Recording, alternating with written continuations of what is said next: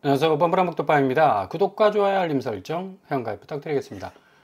금융위원장 취임식 오늘 있었는데요. 부동산 쏠림 부추기는 금융지도 모두 바꾸겠다. 기본 스탠스가 이제 자산시장에서 금융시장으로 모든 자금이 선순환되는 생산성 있는 분야로 금융공급을 촉진시키겠다라는 포부를 밝혔습니다. 일단은 지금 대체적으로 서울 아파트 값이 피부에 와닿을 정도로 좀 확 떨어져 줘야 되는데 이게 지금 계속해서 보합 내지는 또 반등 또 우상향으로 간다 이런 식으로 시그널이 나오고 있으니까 이것 자체가 굉장히 좀 부담이 될 수가 있고요. 앞으로 이런 부담감은 금융시장 쪽으로 쏠려 들어가게 되는 그런 자금의 어떤 방향성이 바뀌게 된다면 상당히 또 안정적인 어떤 하향세를 키워볼 수 있는 그런 어떤 분기점도 될 수가 있겠는데, 아무튼 금융위원장이 생산적 금융을 지금 강조를 하고 있고 소비자 중심 금융, 신뢰 금융 핵심 방향으로 제시를 했다 얘기죠. 이렇게 되면 결국에 가서는 이제 정부 입장에서도 계속적인 부동산 규제책이 나올 수밖에 없다.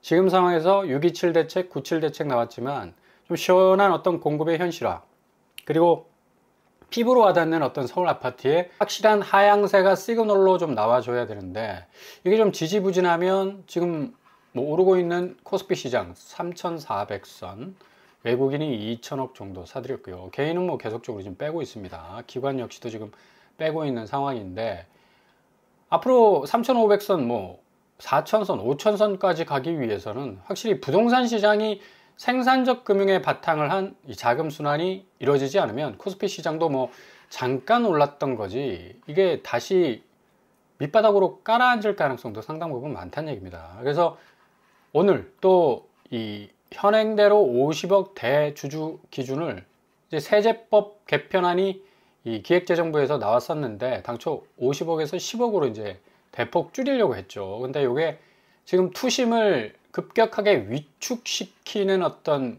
이 방아쇠 역할을 했기 때문에 지난달 이 코스피가 상당히 횡보하는 그런 모습을 보였었습니다. 그래서 이런 걸 고려해서 50억으로 다시 그냥 유지하자 해서 세제 개편안 발표 2달 만에 요 계획은 이제 자초가 됐고요. 자본시장 활성화 국민 열망 고려했다고 하는데 실질적으로 이렇게 대주주 기준을 엄청나게 줄여놓으면 솔직히 세금 부담 때문에 들어올 사람들 다 떠나가게 됩니다. 그래서 어찌 보면 유지하는 편이 굉장히 좀 코스피 시장을 더욱더 단단하게 만들 수 있는 그런 어떤 상황이 될 수가 있을 것 같고, 7월 세제 개편안을 발표한 이후에 주식 양도세 대주주 기준 관련해서 과세 정상화와 자본시장 활성화 필요성 사이에서 많은 고민을 했다고 하는데 이거 당연한 겁니다. 50억에서 10억으로 줄어버리면 이거 모든 사람들 저인망으로 그냥 주식시장에서 세금을 내야 할 판인데 누가 투자하겠습니까? 자, 이런 어떤 주식시장에 뭔가 붐업되는 분위기와는 달리 지금 월간 매매 거래량 보시면 6월, 7월, 8월 현격하게 줄어가고 있는 걸 볼 수가 있죠. 서울만 보더라도 10,000건에서 3,900건, 3,500건까지 8월달 대폭 내려앉았고요. 거래 가격은 이상하게 거래량이 내려가는데 가격은 오른다라는 어떤 느낌적 느낌을 좀 계속 주고 있다라는 시그널도 나오고 있는데, 디테일하게 들여다보면 서울도 상승폭이 계속적으로 지금 하향화되고 있다는 것을 볼 수가 있습니다. 그래서 이렇게 자본시장이 어느 정도 몸짓이 커지게 되면 자산시장, 아파트 시장에 좀 고점에 몰려있는 가격들은 상당히 위축될 가능성이 높고요. 그러니까 사람들이 전부 다 어디로 가느냐? 다세대 주택 거래량 추이 보시면 3,644건을 지금 찍고 있죠. 그러니까 2022년, 2023년, 2024년까지와는 비교가 안 될 정도로 다세대 주택 쪽으로 매수세가 움직이고 있다. 결국 다세대 주택의 관건은 얼마나 재개발이 잘 되느냐, 그죠? 자기가 가지고 있는 이 소유권이 앞으로 이제 딱지가 돼가지고 재개발 단지로 지정이 되면 새로운 어떤 신축 아파트의 조합원이 될 수 있는 그런 기회도 있을 수 있겠고, 어찌됐든 간에 아파트 시세보다는 확실하게 다세대 주택이 싸기 때문에 좀 저렴하게 진입할 수 있는 또 판로를 마련을 할 수가 있겠고요. 동시에 또 앞으로 재개발이 어떤 식으로 진행되느냐에 따라서도 이 다세대 주택의 운명이 갈릴 가능성이 높기 때문에 상당 부분 뭐 아파트 쪽 거래량은 쭉 쭈그러드는데 이제 다세대 주택 거래량 추이는 굉장히 많이 올라와 있다. 그러니까 앞으로 이제 주택 시스템 자체가 아파트 중심에서 좀 다변화되는 어떤 모습으로 흘러갈 가능성이 높습니다. 자, 이렇게 코스피와 주택 시장의 상반된 어떤 움직임, 그 사이에서 가장 큰 변동성을 가지고 있는 게 지금 관세죠. 9월 16일, 그러니까 내일부터 이제 관세가 일본 자동차 관세는 27%에서 이제 15%로 내려가게 됩니다. 근데 이 관세율 조정이 상당 부분 뭐 일본이 과감하게 계약서에 사인을 했기 때문에 어마무시한 돈을 지금 물죠. 미국에 대해서. 근데 한국은 지금 500조 가까운 돈을 일시불로 쏴주기에는 이게 지금 외환보유고가 4,100억 달러인데 이거 500조라는 돈을 달러로 쏴줘 버리면 이거 재정 고갈 상태가 올 가능성도 높습니다. 그래가지고 지금 9월 16일은 일본이 하향화된 관세 영향을 받고 우리는 여전히 25% 관세를 부담할 수밖에 없는 그런 어떤 기로에 서게 되는데 이 관세로 말미암아 이제 자동차 가격은 역전이 돼요. 소나타가 33,000불, 캠리 일본 자동차죠 32,000불. 결국에 와서는 현대차가 일본 자동차보다 가성비가 굉장히 뛰어났습니다. 근데 이게 역전이 된다는 얘기야. 이렇게 되면 가성비가 사라져버리기 때문에 손해가 누적될 가능성이 높아요. 그래서 이 25% 관세 부분을 어떻게 잘 타결을 하느냐에 따라 이게 계속해서 장기화돼 버리면 매일 한 주, 매달 뭐 감내해야 되는 어떤 관세의 출혈은 갈수록 커질 수밖에 없다라는 얘기입니다. 그렇게 되면 현대차가 하반기 점유율 비상에 걸릴 수밖에 없는 거고 당초 한국 자동차는 일본산에 비해서 한 8% 정도 낮은 가격을 앞세워서 경쟁을 해왔는데 이제 이게 뒤집힌다는 얘기죠. 이렇게 되면 4분기 이후부터는 즉각적인 어떤 미국 시장 점유율이 위축될 가능성이 크다. 지금 우리나라 가장 수출 종목 중에 효자 노릇을 하고 있는 게 현대자동차, 기아자동차 아닙니까? 미국에서 그래도 가성비로 접근해서 어느 정도 시장의 판도를 많이 바꿔놨었는데 이게 안 돼버리니까 그죠? 현대 소나타가 그래도 도요타 캠리보다는 상당히 가격적인 이 메리트가 컸었습니다. 이제 이게 완전히 이제 색깔이 바뀌게 된다는 얘기죠. 이렇게 되면 정말 뭐 수출로 먹고 살아야 되는 우리 입장에서는 이 관세 부분은 뭐 무작정 사인해서도 안 된다는 거고 그리고 뭐 지금 현재 자동차 제조업 부분에서의 수출 현황이 계속적으로 또 누적되면서 마이너스가 쌓이게 되면 국가 경제의 어떤 기반이 또 흔들릴 가능성도 높고요. 그러니까 이러지도 못하고 저러지도 못하는 상황에서 묘안을 냈는데 통화 스와프 그러니까 3,500억 달러 한 500조 정도를 미국의 달러로 쏴주면 이 외환보유고가 좀 많이 텅텅 비어있을 가능성이 높으니까 미국 쪽에서 달러를 좀 완화 함수 관계로 말미암아 달러 보충을 해달라. 그래서 무한대 뭐 스와프 제안을 했는데 거절했습니다. 이것도 참 크네요. 그러니까 미국 쪽에서 그냥 아주 냉랭한 좀 반응을 보였다고 하는데 이거 통화 스와프 거절되면 앞으로 외환 보유액 지금 미국이 84%를 우리나라에게 요구하고 있는데 이건 장기전으로 들어가는데 불가피할 수밖에 없는 상황이 지금 벌어지고 있다는 얘기예요. 결국에 가서는 올해 연말까지 25% 관세를 계속적으로 지금 철강은 50%이지 않습니까? 그리고 중국의 저가 제품에 지금 밀리고 있고 그러니까 상당히 수출 전선에 빨간불이 들어올 가능성이 높다. 지금 현금성 투자를 요구한 거 이거 자체가 굉장한 어떤 이 리스크죠.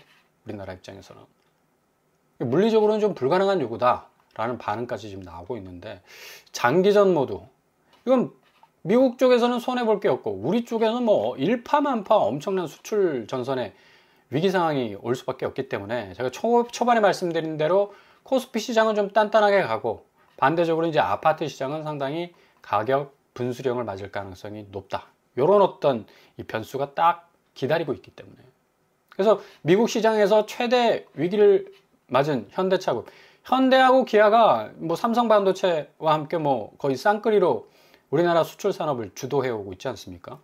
뭐 리콜 사태 이후에 최대 위기를 맞고 있다라는 평가를 받을 정도로 그죠? 그럼 4월 달에 19%, 5월 달에 27%, 6월 달에 16%, 7월 달에 4.6%, 그리고 8월에 3.5% 조금씩 이렇게 파일을 줄여나가고 있었는데 이거 25% 그냥 맞아버리면 일본은 15%지 내일부터 시작되면 이거 더 4월 달보다 손실액이 커질 가능성이 높다는 얘기입니다. 자, 이렇게 되면 전체적으로 경제 기조의 약화 현상이 오게 되면 당연히 수입이 줄어들고 그리고 소득 여력 많이 낮아지게 되죠. 구매력 감소할 수밖에 없습니다. 지금 강남구 거래량이 9건에 그치고 있는데 고스란히 반영하고 있지 않습니까? 왜 복잡하게 관세도 얘기해야 되고 뭐 환율도 따져야 되고 여러모로 뭐 신경을 써야 되느냐? 고스란히 기승전 부동산으로 가게 돼 있어요. 왜? 한국의 부동산 파이가 국민의 75% 정도의 돈이 묻혀 있어 여기에. 그러니까 기승전 부동산이 될 수밖에 없다라는 얘기입니다. 그러니까 이전에는 부동산이 돈이 됐기 때문에 기승전 부동산인데 이제 이후에는 관세 부분과 여러 가지 경제적 변동성이 기승전 최후의 부채가 물려 있고 부실이 물려 있는 어찌 보면 근거 없는 자산 가치를 쌓아 올렸던 아파트 시장 그냥 박살날 가능성도 아주 높다는 얘기입니다. 지금 강남구 실거래가 현황을 보더라도 현대 8차가 9억 떨어졌고요. 개포주공 5단지 4억 7천, 신현대 12차 4억 정도 떨어져 나가고 있습니다. 뭐 어마무시 10억 이상 막 떨어져 나간 때도 있었는데 조금 버티는 느낌마저 좀 들고요. 이거 큰일 났습니다. 한국 부동산. 서초구 지금 9건. 그죠? 거래량은 이렇게 현저하게 떨어지는데 지금 더 떨어져야죠. 서초구는 뭐 2억밖에 안 떨어졌어. 그만큼 지금 호가세가 버티고 있다는 얘기고 송파구 역시도 거래량이 35건에 그칩니다. 송파구가 강남 3구에서 가장 많은 회전율을 보이는 곳 아닙니까? 실질적인 어떤 실거래가를 보더라도 4억 2천, 3억 7천, 3억 정도.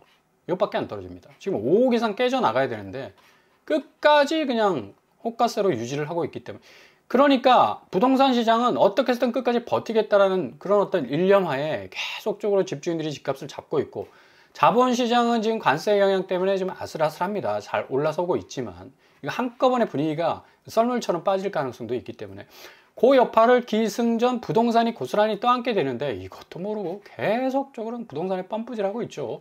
노원구 67건에 그치고 있어요. 이거 노원구는 보통 한 800건 이상 찍었는데 이거 100건도 안 된다는 건 지금 뭐 거래량은 줄어들고 있는데 거래가는 더 높아진다라는 또 이상한 또 이론까지 말을 하고 있어요. 이거 단기적 현상일 뿐입니다. 최고가 신고가가 끌어올렸던 그런 착시 현상에 의한 가격이라고 볼 수가 있겠죠. 2022년 당시에 지금처럼 이게 폭락이 올 것이냐 엄청난 하락이 올 것이냐를 지금 가늠하는 가운데 그 1차 하락 시기 그러니까 폭락 시기에 헬리오시티가 10억 정도 폭락하는 그런 모습을 보여줬고요. 전셋값도 뭐 어마무시하게 떨어졌었습니다. 그러니까 이런 어떤 선제 지표들이 조금씩 나오면서 상당히 전체적인 어떤 2022년도의 집값 추이를 상당히 하향화시켰던 그런 어떤 변동 요인들이었는데 최근에 헬리오시티가 5억 폭락하는 또 거래가 나왔었고요. 그러다 보니까 앞으로 이 헬리오시티가 왜 중요한 어떤 의미를 갖느냐 결정적으로 서울 아파트의 풍향계 역할을 할 수밖에 없는 곳이기 때문에 42평이 3억 정도 8% 정도 빠지는 그런 어떤 또 거래가 나왔습니다. 31억 2천 정도 나왔네요. 야, 여전히 31억이면 말 다 했다. 헬리오시티는 10억 상간에서 왔다 갔다 해도 충분한 어떤 그런 가치를 가지고 있는 곳인데 이거 30억, 40억은 거의 뭐 20억 자체가 그냥 거품이라는 얘기죠. 이 거품이 지금 제가 쭉 설명해드린 지금 경제기조의 여러 현상으로 인해서 기승전 부동산을 그냥 박살낼 수 있는 서울부터 박살날 거라는 얘기가 바로 이런 얘기입니다. 결국 볼링공 딱 던져버리면 하나의 피만 맞으면 그냥 나머지 피는 와르르 무너지지 않습니까? 지금 한국 부동산이 그렇습니다. 강남 3구가 먼저 박살날 수 있고 서울 아파트가 정말 완전히 와해될 수 있는 가능성도 있다. 노원구 보시면 지금 뭐 3억 이상 지금 떨어지는 곳도 있고요. 서울 외곽 지역은 그래도 반토막에 가깝게 지금 떨어지는 추이는 보이고 있습니다. 마포구 거래량 31건으로 나오고 있고요. 마포도 뭐 갭2의 성지라고 불릴 만큼 어마무시하게 많은 사람들이 거래를 했었는데 여기도 뭐 거의 800건에 이를 정도였죠. 근데 뭐 지금 30건에 딱 그치고 있습니다. 마포자이는 뭐 지금 8억 5천 떨어졌고 브라운스톤 공덕 6억 3천 현대홈탑 그만큼 올랐지 않습니까? 떨어져도 이렇게 표가 안 나. 다 10억 이상이지. 그죠? 그러니까 지금 부동산 자체가 굉장한 어떤 한국 경제의 리스크를 초래할 수 있는 매간이 될 수밖에 없다. 그래서 이번에 97 규제까지 나오면서 LTV 40% 추가 강화했지만 또 가장 결정적인 게 주택매매 임대사업자 LTV 0%로 줄어버렸습니다. 서울 지역. 그죠? 웬만한 1주택자들 같은 경우는 임대사업 내고 이제 집을 사고 팔고 또 입주까지 하는데 이제 임대사업자로 등록하면서 뭐 나라에서 혜택 준다고 이제 등록을 한 사람 많아요. 근데 이렇게 발목을 딱 잡히는 거예요. 대출이 0% 이렇게 나오기 때문에. 그러니까 완전 차단됐기 때문에 결국에 가서는 입주도 못하고 뭐 우왕좌왕 그냥 중간에 집이 날아갈 수 있을 만큼의 공포를 지금 체험하고 있다는 얘기입니다. 서울 아파트 월별 해제 건수 보십시오. 이런 사태가 벌어지니까 해제를 할 수밖에 없지. 1067건. 용으로 마듯이 올라가고 있지 않습니까? 수도권. 그리고 규제지역 LTV 0%. 결국 신고가라고 했던 모든 단지들이 취소를 때렸고 1433건이나 이르렀고 지금 전체적인 통계는 1067건인데 그만큼 지금 한국 아파트는 굉장한 거품 위에 둥둥 부유하는 그런 가치 개념이라고 보시면 되겠습니다. 언제 떨어지냐? 얼마만큼 떨어지냐? 그리고 다시 반등하는 거 아니냐, 우상향하는 거 아니냐 라는 불안을 숨길 수가 없는 매수자들이 되겠지만 결국에 가서는 한국 아파트 시장은 지금 바람 앞에 촛불입니다. 그러니까 한번 휙 하고 강풍이 불어버리면 꺼져버릴 수 있는 그런 어떤 위기에 처해 있기 때문에 아무리 집값 띄우기, 뭐 자전거래, 뭐 미등기, 뭐 어느 정도 설거지 하객에서 빤스런 하는 그런 어떤 계약상의 여러 가지 취소를 의미하는 이상한 거래들 계속적으로 확산되면서 집값을 띄우려고 해도 이제 한계에 봉착했다. 그래서 여러분 잘 지켜보시면서 얼마나 서울 아파트가 9월달, 10월달에 무섭게 떨어지는지를 정확하게 판단하신다면 아주 귀중한 이 포인트를 잡아내실 수 있을 겁니다.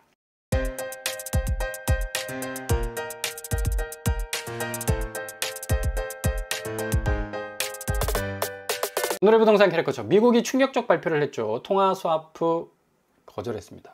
이렇게 되면 환율이 천정부지로 올라갈 가능성도 있고 앞으로 뭐 자본시장 지금 계속적으로 3,400선 넘어서고 있는데 정말 혼조세, 아파트 시장이 기승전 엄청난 영향 받을 가능성 높아졌습니다.